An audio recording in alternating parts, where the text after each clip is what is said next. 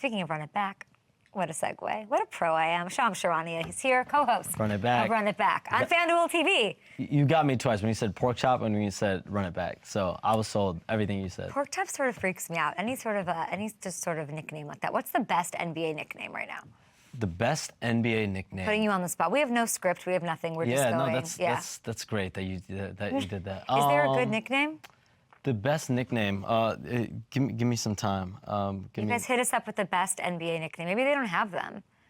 What? Yeah, What did you say? We had Paul Reed today on. His nickname is B-Ball Paul. What a nickname, right? He plays basketball. B-Ball Paul. Every time he plays, he trends. Does Chandler have a nickname? When he played CP, I mean, people called him CP, but that's just his initials. Playoff Jimmy. Okay. Is I think you have to love that nickname. Spider Mitchell. Playoff Jimmy is Jimmy Butler? Jimmy Butler, yes. He's undergoing surgery, you reported. I did not say surgery. No, what is he getting? No. What is his deal? He's just going to be out multiple weeks. Okay, sorry. We will correct that. I looked at your timeline in the break. MCL injury. No surgery. No surgery for playoff Jimmy.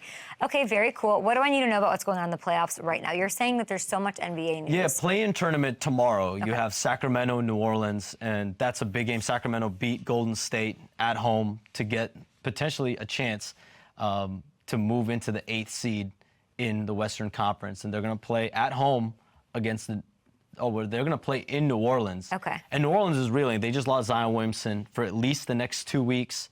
That's obviously devastating for them. Zion Williamson had 40 points. I feel like he was just feeling himself. He was like on a roll. He had the mojo. His post games were good. 11 rebounds, 5 assists, and arguably, to me, it was the best performance of his NBA career. To have that game against the Lakers on that stage, that was probably the closest thing to playoff basketball that he's had. So that game tomorrow, and then another game is Miami hosting Chicago. I don't know if you've got any Bulls loyalty still, but I don't know. I guess I no Jimmy Butler yesterday. No Jimmy Butler. So no playoff Jimmy. Not surgery. Jimmy. Got it. For the second straight year, the Bulls will play in Miami for the chance to clinch a playoff seed. Last year, they lost in Miami. They got bounced in the play-in tournament. Miami ends up getting the 8th seed. Miami ends up going all the way to the finals, upsetting the number 1 seed. So this year, the Bulls, I assume, will want revenge. They will want revenge. Are they a great team? I don't even know. Well, the Bulls have been up and down this year, hovering around 500. Lost Zach LaVine for the year, playing without Lonzo Ball. So they're a team that's obviously trying to figure it out. But then there's a lot of other stuff going on too, you know, throughout the basketball community. Okay, talk to me about Caitlin Clark. So you broke this news yesterday. It was absolutely huge. WNBA fever has taken over everything. She's with the fever, of course. And just, I don't want to get it wrong. It's nearing an 8-figure endorsement deal with Nike. She's getting a signature shoe. What else can you add to the story? You hit on all the big points right there, like you always do. And now I'm going to dig. So go ahead. So she met with 3 finalists. Under Armour, Stephen Curry was part of that pitch meeting. I'm told the plan in that scenario would have been for her to be a part of Under Armour and Curry brand and possibly wear Curry brand. So Curry brand is basically a standalone, kind of like what Jordan brand is for Nike for Stephen Curry. Smart by the Curry team, sure. And so Steph Curry actually FaceTimed into the meeting, talked to Caitlin Clark, talked to her parents. You got to show up in person, Steph. Like that. Well, he's also got a season. Seal the deal. Okay, there's a lot going on. Got it. And I think Caitlin Clark, Stephen Curry, this is not the end for them. I think they might be participating in some shootouts down the line. Oh, fun. In All-Star Weekend, so we'll see about that. Adidas was another company that met with her.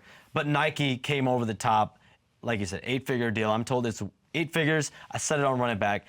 I'm not a math major. That's $10 million at the least. I'm told it's well beyond $10 million. Okay, but 8 figures, there's a big gap there. There's a big tax. There's like 19 tax brackets to 8 figures. For sure. So we talking. I think it's fair to say that it's above $20 million. Now, how above is, you know, we'll see once we get the final numbers. Shout out to her team. I'm not one to speculate. Yeah, shout out to her team.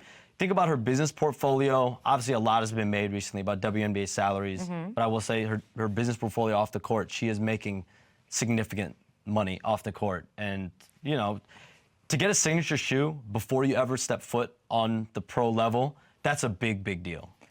Do we know how long the deal is? It's a multi-year deal, so it's going to be at least 4 or 5 years. But she had been with Nike for NIL. And so there was already a familiarity there. She wore Nike at Iowa. She's been wearing Nike really all week at all these different things that she's been doing. So and Prada. And Prada. Do you have any news to break about Prada? I have nothing on them. Do you? I don't.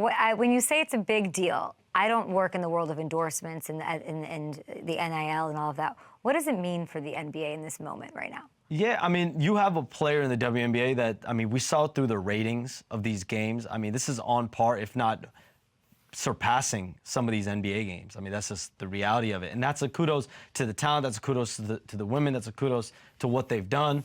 And for sure, they deserve it. Let's see how this continues to grow the game. The hope is that it continues to grow the game. Lou Williams said on the show today, like, you need to go to a WNBA game. You need to go to more WNBA games. So hopefully Run It Back goes to WNBA games. Are you going to be the insider for WNBA now? Since you broke this news? there's been a couple this week. Angel Reese. Yeah. Getting drafted to Chicago Sky. Now, there's some Chicago ties there. Oh, interesting. Okay. The Chicago streets were talking to me that day. But are you night. passionate about it? Like, it's I mean, quite I a think, moment.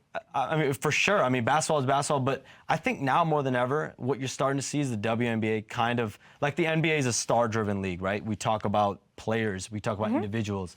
WNBA is starting to have that same similar feel. When you think about Angel Reese, when you think about Caitlin Clark, you think about these great, amazing individual players. Now, how does that translate for the growth of the game? We'll see. That's the WNBA's challenge. 20+ mil on this deal. Congrats, Caitlin Clark. Unbelievable. Other endorsements coming. Got to, address the salary in a bit, but I have no doubt she will make sure of that when she hits the court for the first time. These are the players, though, that I think can have that conversation. That can progress the game and push the game forward. I mean, what Angel Reese is doing also for the Sky, like how really she embraces herself as an individual and is able to speak and is able to have her opinion and is able to, like, in a very, very, I think, respectful way, the way she speaks. Like, if you really watch her speak and the way I think her tone is. So, listen, I think these are the group of women that are going to be able to potentially push this game forward. What do you know about the NFL draft? Who's going at 2 to the Commanders? You're putting me on the spot. Who's going at 2 to the Commanders? Give me some time. Everything takes time. You've just been too busy. All good things take time. Right now, NBA playoffs, a couple days away. Okay. So Caleb, Chicago, when's you the, have when's the connections? NFL draft? Next Thursday, as you well know. Next Thursday. In Detroit. All right. I think 4 quarterbacks are going. It's in before the first Kentucky 4. Derby? Yeah. Wow. Are you going to the Derby? I don't know.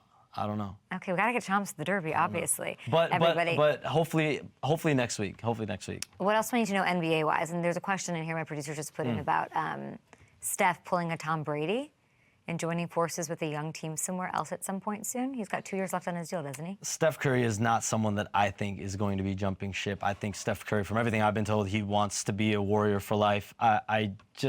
No one can ever envision a scenario where Stephen Curry is not a Warrior. But listen, they've got a lot of decisions to make. I know you had Chandler on yesterday. He spoke about it a little bit. He ended the team. He ended the run. Yeah, I don't know if we can just end it. But he retired them. They're in the rafters. Stephen Curry's still going to be there. Draymond Green, barring anything crazy, he's still under contract for 3 more years. I think Klay Thompson is the big one. Klay Thompson yesterday did his press conference. I think he was agitated about the conversations about his future, but nowhere in his press conference did he say, I want to be 100% back with the Warriors. He is going to be pursuing free agency. He's going to see what else is on the marketplace. And when you're in that frame of mind where all you're thinking about is what else could be out there, I think it's going to be a very, very interesting summer. Okay. I think it's a lot on his mind. And if he does get to the point where he's going to leave, that's going to be the hardest call of his life. Several hard calls. Several hard calls. I mean, imagine being with Stephen Curry and Draymond Green for like 11 years. Yeah. You guys are supposed to retire as Warriors, and you possibly leave. But I mean, you're the first supposed guy. to. But I know in the NFL, like it never ends up that way. Yeah. Like, Aaron Rodgers doesn't retire a Packer. For sure. Tom Brady does. Like, well, that's a whole other Cinderella beautiful story. Like we'll I will see. say, even in like San Antonio. Like, you're not really in control, but in the NBA. LeBron's going to play as long, LeBron's can be 90 out there, and if he wants to be out there, it looks like he'll be out there, right? Like it's a little different in that way, it seems. Yeah. So for once, my phone's not buzzing. So you're popping today. It's somebody asking me about Shams. Literally, I'm at a dinner last night, and like Shams, you come up in every conversation I've had in the last month. Anyway, continue. Finish your sentence. Now I'm inquisitive. Now I want to know. But what I will say, like Tim Duncan, Manu Ginobili, Tony Parker. Tim Duncan finished his career with the Spurs, one team, one legacy. Dirk Nowitzki did the same thing. Kobe Bryant obviously did the same thing. And you have that nostalgia as a fan that you want to see that happen. The organization wants to see that happen. But Tony Parker left the Spurs. He went to go play for the Charlotte Hornets to finish his career. Manu Ginobili retired to Spurs. So, like, keep talking about those. Those are names I'm more familiar with. Some of these are are left incomplete. Yeah. You get to like the finish line, and right at the finish line, someone cuts bait. And last year with the Warriors, we saw it. Bob Myers left. Now he's working in TV. Now he's with the Commanders. He left that life with the Warriors. Could Klay Thompson be next? We'll see. But there's plenty of topics. I think Kay, like this playoff. Yeah. It's so much parity. I mean, you think about these matchups. Of course, Boston's going to be favored in whatever matchup. They were head and shoulders above any team in the Eastern Conference this year. Which was the most dramatic? Which series do you want me to watch? Well, I think Lakers, Denver. Okay, Lakers, is always Denver. going to be spicy. There was a Shout lot out of trash Stan talk Kroenke. last year. Shout out Stan Kroenke, Reigning Josh champs, Kroenke. I like that. Yeah, give everyone shout outs. Josh Kroenke, shout out Mizzou. Shout out Mizzou. Josh Kroenke used to come pony up at my bar, Willie's Pub and Pool at Mizzou in Columbia. Shout out Whitney Young. Shout out New Trier. Okay, we'll be back. We got to take a break. Shams is here. We're going to have Brendan Rice on the program. You got to break. Are you going to be leaking stuff this week on the NFL draft? I don't know. If you're going to reach out to me to tip me off, are you going to tip me off? I don't have any information. I just, use math and charts and graphs and stuff. All right, we'll be back.